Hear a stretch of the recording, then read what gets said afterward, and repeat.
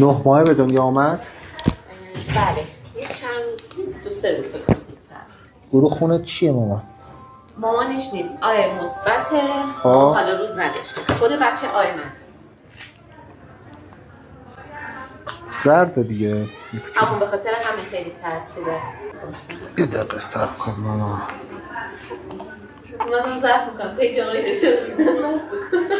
خب یه آزمایش زردی میخوام همین الان برای من انجام بده. اگه عدد زردیش که البته بعید میدونم بالای 14 بود، سلام، ترجیح میدم بستریش کنیم مامان.